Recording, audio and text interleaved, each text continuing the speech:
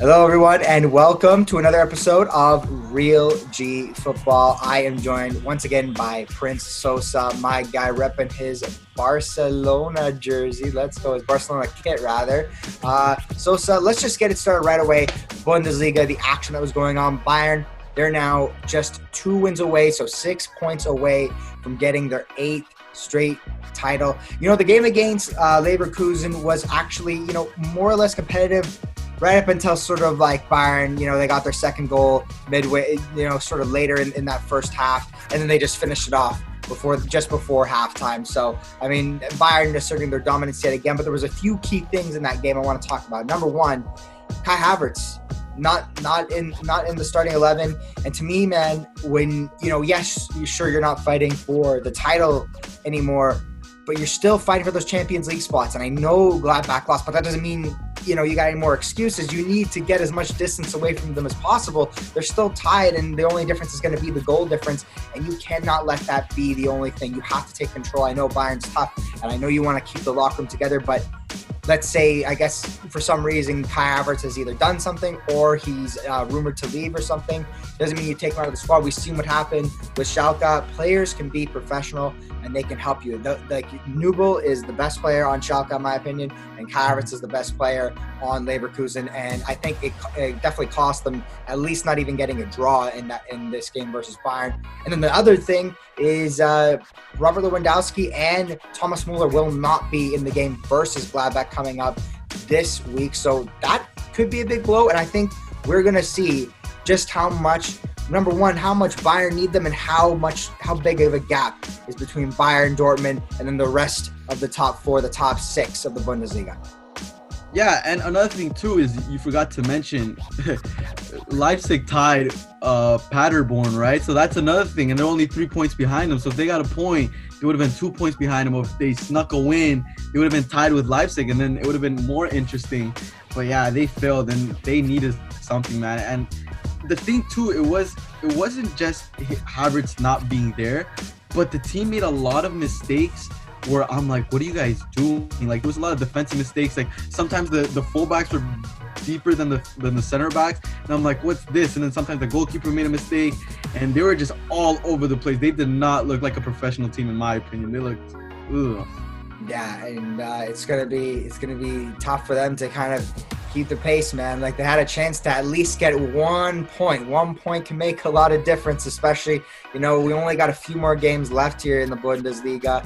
And then, of course, you were mentioning it to me earlier. Thomas Muller helps Robert Lewandowski break that his career best of 43 goals. It's now 44 now, I believe. And man, he's an absolute machine.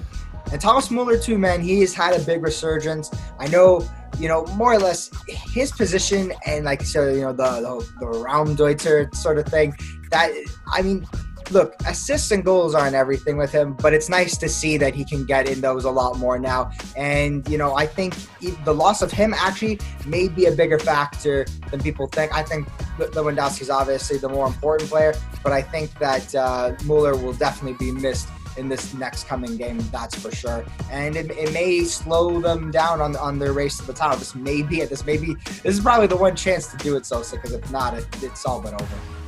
Yeah, it is. I don't know, man. I think the league is finito, but also going back to Muller just set a league record. Now he has 20 assists, and it was so nice to that complimentary where Muller assisted Lewandowski's 30th goal of league play. So I thought that was perfect synchronization between the two, because those two are unstoppable. And Thomas Muller, ever since, when the manager came in, Muller's just looking like he's in his prime again, and he's just assisting, scoring, he's doing everything. And I'm kind of, as a Barca fan, and if Champions League soccer does come back, I'd be scared to play Bayern Munich, because in my opinion, Bayern Munich right now is the best team in the world. And if they snatch points away from Gladbach without Thomas Muller and Lewandowski, it just proves my point more because of the depth the team would have, and especially against a team like Gladbach, right? Because Gladbach is no Paderborn or something like that. No, it's the Leipzig, right? Or Paderborn, respectively. But I think it's gonna be a fair test to see how good the depth is in Bayern Munich.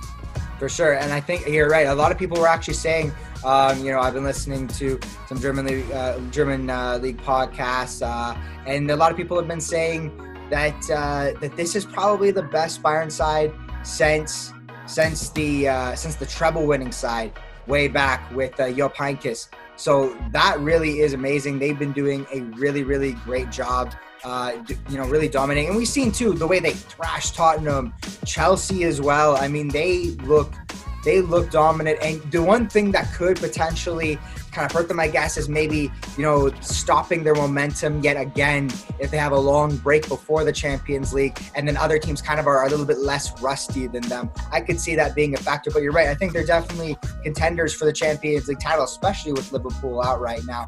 But we'll move on now quickly to Dortmund. Dortmund, they just squeaked by Hertha Berlin.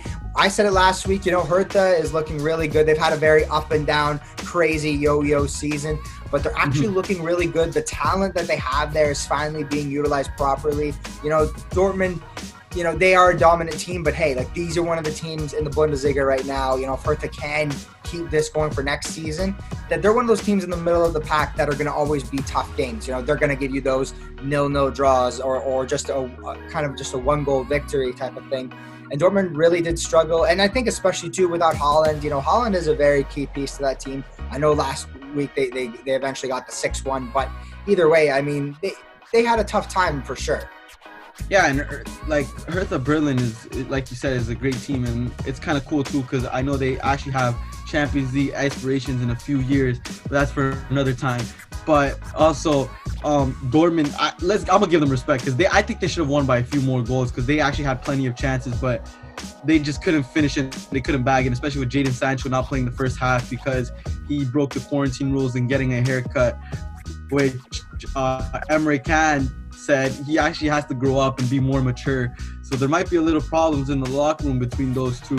But, I mean, at the end of the day, they did score a nice goal, with that little Jadon Sancho to the header, tiki-taka, which was a nice goal. But I agree. I mean, Dortmund, they should score more. They're better than this. They're in the middle of the pack, and Hertha Berlin's always that type of team. But it just like we said earlier, right? That's the gap between Bayern Munich and Dortmund, right? Dortmund should be beating these teams not easily, but they should win it more comfortably than what they did today.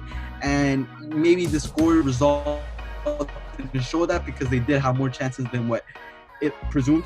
But I mean, that's how soccer goes, right? There's always gonna be that one team that every team has a kryptonite team, and I think Hertha Berlin is one of those teams for all of the big three teams between Leipzig and Dortmund and Bayern Munich. Absolutely, yeah. And I think, we're even seeing Leipzig too. They let that game with Paderborn come to a draw, right? And Paderborn is also another tough side to, look really good against their, it's just one of those matchups, especially a great attacking side, even as lethal as they can be. They're not always going to look good. They get the 1-1 draw there. And, it's going to be tough for all these teams. We're seeing kind of the gap. But a bigger thing with all of that is to, especially for RB Leipzig, who's trying to contend, they just sold Timo Werner. They sold this guy to Chelsea.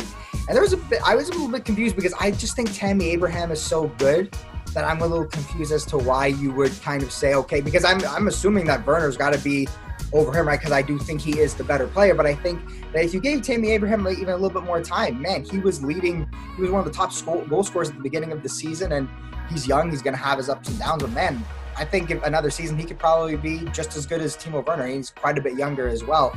But what does it say about Chelsea's ambitions and what they're trying to do? Maybe even what does it say for a guy like Tammy Abraham? I mean, the good thing about Timo Werner is you've seen in the national team when he plays, sometimes he'll play the winger side, right? Because that's the good thing about Werner. He's a versatile player. Maybe he can kind of drop back a little bit and play that center forward position like a Muller and Lewandowski. Or maybe it's a good, it's always good to have more than one attacking option, right? Because maybe that could have been a problem. Maybe it'll free up more for Tammy Abraham. We can't just look at the negatives, right? Maybe they'll play a nice partnership duo of two strikers, right? And maybe that'll free up more space for Werner. Maybe that'll free up more space for Tammy Abraham. Because who wouldn't want to have two strikers and you see up front Timo Werner and Tammy Abraham together and just scoring and netting goals and all this type of stuff. So I think that's gonna be really fun to watch. And Lampard has tough decisions to make, but they're good, tough decisions to make, right? They're decisions managers want. They're not. At least they have somewhat of depth on that striker position. So that striker position is finally set in stone. It's those two, but it's gonna be kind of cool to see what kind of rotation Frank Lampard is gonna use.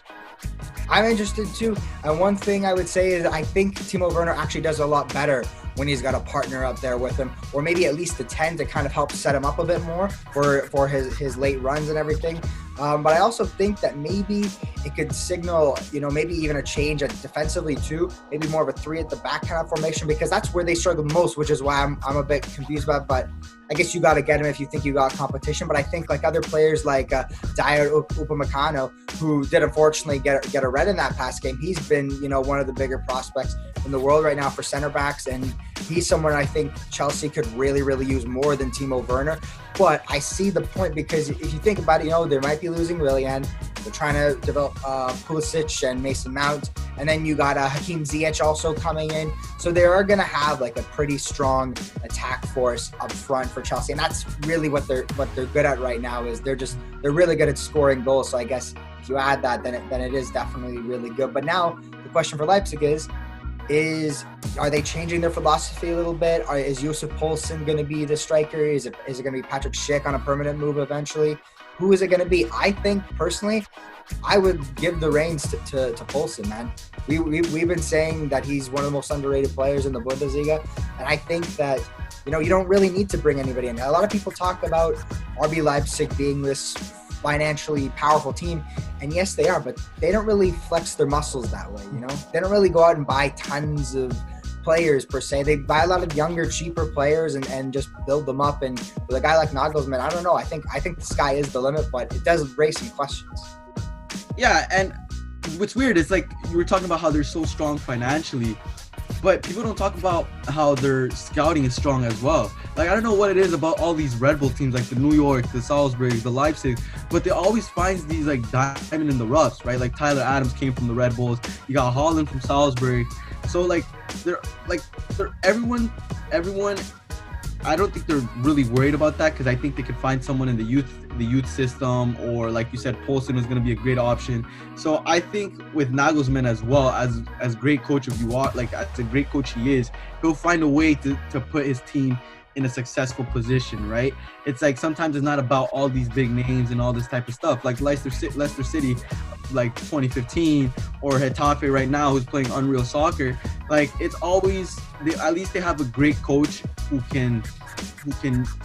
doesn't need a strong, like a lot of players, like big names or anything like that, because he knows what he's doing to set his team right in the perfect position to score goals or to defend properly. Because I mean, at the end of the day, as long as some random is scoring 20 goals, right, at least the goals are going in, right? It doesn't have to be a big name.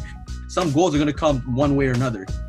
I think, that's what, Leipzig can score, man. That's the bottom line. I think Leipzig can score. And I think that's kind of what they're thinking is like, we've seen a lot of other games where, yeah, sure, Timo Werner has been getting at least 2 of those goals, but there's a lot of other players and they just create a lot of goals in general. He's been doing it since Hoffenheim, man. Like, I guess I would say that I trust him. If you're a Leipzig fan, then I don't think you need to be worried too much. And I think that they needed to capitalize and sell Werner when they had to the highest bidder. But now another transfer that did happen a little bit longer ago was PSG making that permanent move to sign Mauro Icardi. He had some issues in Inter. I feel like he probably wouldn't have the same in France, to be honest with you. But what does it say about what they're thinking? And my thoughts on that is I think more or less it's an it's an insurance policy for Kylian Mbappe. I don't necessarily think Icardi is the guy maybe you want to start over him, but it's also, I guess, hey, look, Di Maria's had a great season, but this is one of his first really, really good seasons in a while. You can dominate when you're PSG and you're beating up on the other French teams, little tiny French teams, man. Like, they're nothing compared to PSG. So I think that maybe they want to like keep an insurance policy for both Mbappe and Di Maria, because I think Mbappe, man, he's not going to stay there for maybe 2 more years even, to be completely honest with you. I think he's going to go to Madrid, and they're just going to keep stacking up like they always do, man. And don't even, oh my goodness. Yeah, he's gonna be a future Galactico for sure. There's no doubt about that. But I agree. I think it's kind of an insurance policy, and I mean, that's PSG, right? Selling for the big names, buying the big names, because, you know, they do like to flex their financial power, unlike Leipzig, right? But like you said, Di Maria's playing well, but Di Maria's on the older side if you think about it, right? And Edison Cavani looks like he's going to be going to Atletico Madrid, for what I've been reading a lot. So, I mean, at the end of the day, they still do need a striker, right? Like, it looks like everyone in PSG is linked with a different team. Neymar with Barca, Mbappe with Real Madrid, Cavani with Atletico Madrid, and Di Maria staying, yeah, but he's on the older side, right? So, I don't know. I think at least Icardi shows that he's matured, like, a lot compared to the days where he's been with the Argentine national squad, or, you know, Inter Milan. So at least he's there, but he's still a great striker. Like, in my opinion, he's still a great striker. He could net you 20, 30 goals in a year easily. But like you said, I don't think Mbappe is going to stay there for 2 years max. Yeah. That's it. I believe that. I believe that. You know what, man? I'll be honest. I'm gonna miss Cavani, man. I kind of want to see him come to the MLS, just so maybe I could get a chance to see him here. But man, I love Edison Cavani, man. People hate on that guy too much, man. I love that guy. He's crazy, man. He's incredible. A great striker. Yeah, when I watch him on I watch the Copa America a lot, like, because, you know, I like to watch a lot of Latin American soccer. So when I watch him and Suarez together in the Copa America, I'm like, damn, they look great together for sure. Yeah, they're unbelievable, man. And we'll see. Cardi's got some big boots to fill for sure, man. But now we got to talk about, obviously, what's been going on. Black Lives Matter. You know, I think that I've said it last week, I think we should all be trying to use our platforms in any way we can. And obviously, again, I'll say that I'm still educating myself. I still have a lot to learn. And again, I probably will never be fully done learning this sort of thing. It's such a deep topic, a deep issue that's been going on around the world. And let's also be clear on that. It is around the world, although it seems like it's been highlighted in America. You know, this stuff doesn't always just show up because, you know, racists hide. To be honest, they hide. You don't know where they are until you see them act out on it or something. So what I'll just say is, I was sort of feeling like, you know, at this moment in time, right, when I feel like the world needs to be focused on this issue, because, and obviously I feel terrible with the pandemic and everybody who's suffering from that. But the moment now, finally, where it just seems like the world can finally focus on it a lot more. They have more time. They can pay attention to it. They can do their research on it. Sports shouldn't be going on. I thought that. And then, you know, the Bundesliga players came out. I mean, obviously, Jadon Sancho and those guys started it last week. Weston McKennie, Marcus Thuram, Achraf Hakimi, right? And then even Liverpool, too, taking a knee. I'll give them respect for that. That was awesome. And other teams and clubs across the world have been doing similar things. And we were talking about, like I said, using your platforms. If sports are going to continue, I think every single sporting organization needs to be doing something like this. They need to be like showing the support and also trying to raise awareness, because sports for so many people, like it's more than just entertainment. It's also a distraction for people. And so if we allow people to be distracted by sports, then that's not good. So the players, you know, like the Dortmund players coming out with the Black Lives Matter t-shirts, and the same thing with Bayern Munich and other clubs, and them taking a knee before, I think that should be a part of every single, you know, club soccer football game, pretty much until like at the very least that these laws are ratified. I think maybe it should be a tradition that we continue. I really do. I think even we're going to try and continue some traditions to help, and also give some links, some petitions, any way you can help, in any way that you can help educate yourself and learn a lot more about this, I think is important. But I think ultimately I am okay with sports continuing as long as like we don't allow it to be a distraction for what is a serious issue, Sosa. Yeah, and I like what you said with the tradition thing. I think it'd be cool, like, if every year, like, there's like this one thing that we focus on in the world, right? And they choose that specifically. Like, if this year it could be racism, or the next year it could be like gender inequality and stuff like that, right? Like, because there's a lot of issues, and like us humans are far from perfect. And I would know, like, I'm an American citizen, so like I've seen racism a lot, and it's so unfair to be like judged by the color of your skin. Like black people don't deserve this after like 400 years or how many ever years of segregation, or them being, you know, racially abused, if verbally abused, physically abused, and all these type of stuff. And after it was supposed to be all fixed when there was no more segregation and we were allowed to do the same stuff, but there's still not that equality and the equity and justice that there should be, right? Because at the end of the day, like, we're all humans, so black lives should matter, right? And people who are saying all lives matter, yes, they all matter, but it won't matter until black lives matter, right? Because it's like if I get stung with a bee and you get stung with a bee, I'm not going to give you medicine for, you know, to fix me up. Like, you, like, yeah, you could get stung, but I'm the one who's being affected by it right now.